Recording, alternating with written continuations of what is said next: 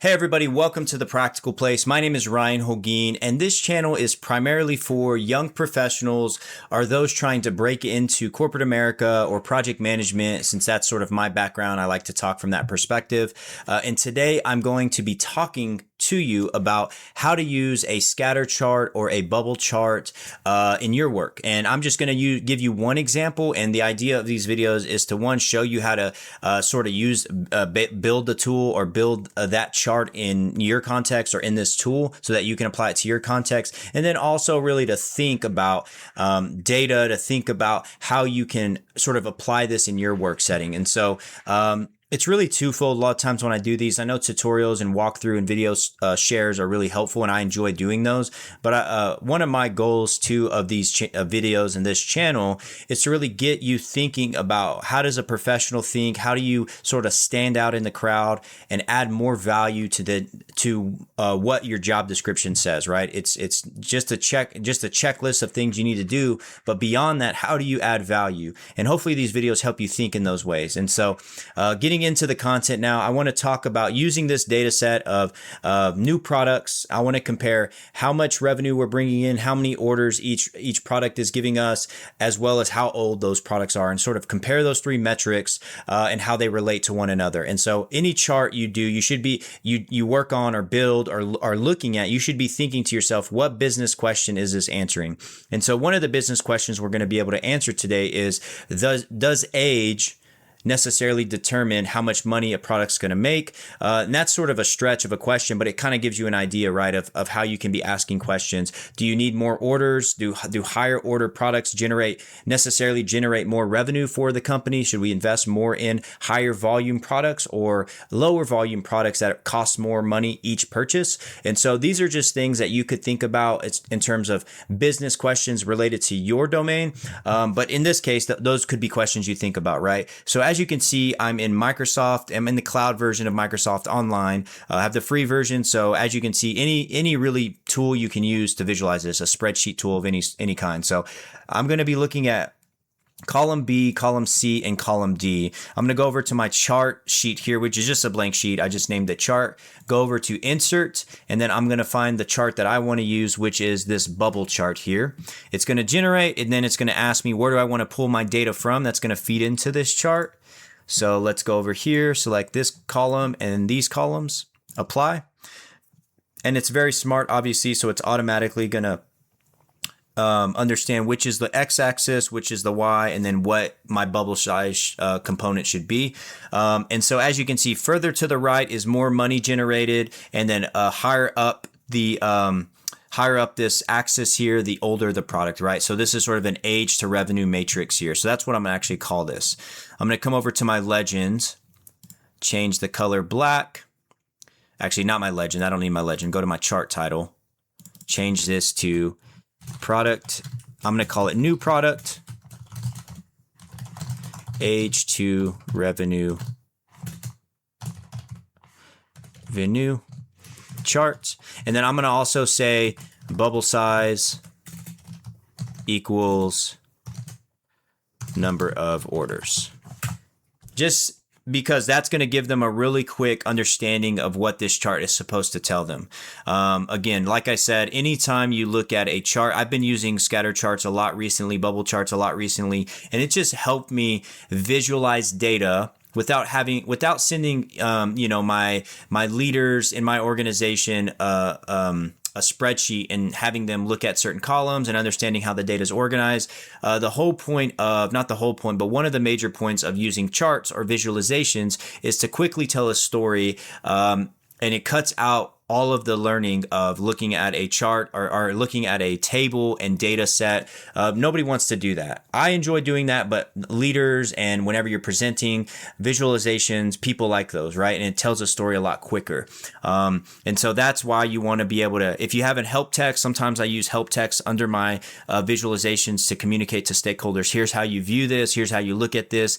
If it's a little bit more complex and I need to just sort of help them think through the data. So what I'm going to do here, because I know I don't have any negatives in my values, I'm going to get rid of these bounds here is what Excel's calling them, both my horizontal and vertical. So, and then I'm going to turn all of my colors black. I just like the contrast of the black and white. I don't like the light gray for me. That's just the way my brain works. So, and then I'm going to add titles to each axis. Which one is this? Okay, so I'm going to say product age on this side. And I'm including this for the tutorial, but also I'm thinking if I were presenting this or going to send this to a stakeholder, I want it to be as clear as possible. And I don't want to have to spend that much time explaining how to look at it. I'm going to obviously give them all the resources I think that they need. Revenue. And again, hopefully it's very clear to them on what they're looking at here. So if I can try to make this a little bit bigger, you can start to see the data here. So let me zoom in some here. Maybe make this a little bit smaller. All right, so let's get rid of this. And for now, you can see the chart here. I don't know where I'm at on the screen. I'm going to edit this after. We'll see. So, okay, so I've got my new age to revenue chart. Bubble size is the number of orders. And so now I have 3 different variables that I'm considering when I'm looking at this chart. So when I'm sending this to a stakeholder, what I can basically explain to them really quickly is the further right a bubble is, the more money it's generated to us. The higher up that bubble is, the older the product is relative to whenever we launched it, right? And so you can see here, there's some products that are higher generating revenue products, but they're really young, right? So it could have been a really high demand. Maybe we did a lot of pre-launch marketing to really get some awareness out there, and we generated that. So if you're in a marketing context, maybe you can connect that back to ROI if you guys did a pre-launch campaign or something like that. And it really just tells that story, because the business question could have been, we want to see, Ryan, how do we see let's answer the question of how old are our products and how quick do they start selling and generating revenue for us? Are some a slower sales cycle, or some a faster sales cycle, and they can sell it from day one of launch? And there's so many stories that this doesn't answer, but what it can answer is some of those questions, right? And so you can see this one here. Whatever type of product this is, I can go back and look at the data. You see that it's 41 months old, so pretty old, right? Over 3 years old. The size, 5 total orders, and revenue is $10, right? This probably, we can look at the type of product line it is. We can look at all of the research we did for this product, and maybe this is just something the market is telling us we don't need to invest in types of products like this. Or we can do a lessons learned. We can look at what was the marketing campaign. Was our sales team equipped, ready to sell this thing? Was it a change in the market? As soon as we launched, something changed, right? Because it's an older product. It's had enough time to establish sort of its own presence in the market, but the market just hasn't taken. So we can start that conversation now by just looking at this bubble chart. I can reach out to a product manager and say, hey, I'm looking at this product. It doesn't seem like it's really doing well. What about that is happening? What did we not do if we're in marketing? What did we not do right? Or is there something you're hearing from the sales team to help us sort of understand for the next product that we launch in this product line, right? And so those are just a few ways you can use a bubble chart. There's different ways that I could probably look at this here. If I'm just taking a look here again, I haven't really looked at this data, to be honest, so it's really new for me. Sometimes in a chart here, if you guys have baselines within your own organization, right? And so it's like anything above $80 of revenue within a certain amount of, of its life cycle, the first whatever, maybe that's a threshold. And so you put a baseline in here. So anything to the right of that is above our baseline. Anything below it, to the left is below. Same thing here.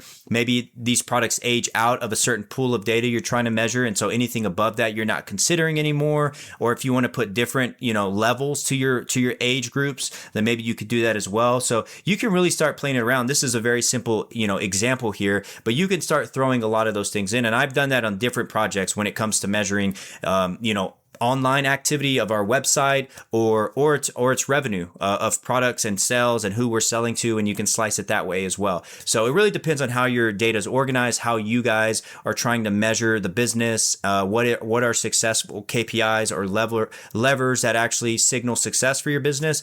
You plug those into a scatter chart, or a bubble chart in your context, you really leverage this size. So the bigger the size, in this case, the more orders. You can see this is a high order, high volume product. These are lower volume products because the bubbles are smaller, so not as many orders. And it really just answers questions right away for you when you use that size. So I really like it. I enjoy bubble charts or scatter charts. So let me know in the comments below if this was helpful, if you found it confusing, or if you're using it in your context or can think of any ways to use it in your context. That would be helpful to the community here. So if you like this video, subscribe here to The Practical Place. I really like coaching, teaching new skills to any young professionals trying to grow in their careers. So you don't miss a video, go ahead and subscribe. I'd really appreciate that. Almost to 500 subscribers over 2 years now. So appreciate everybody for being a part of this journey. Yeah, until next time, I'm Ryan Holguin here with The Practical Place. I will see you in the next video.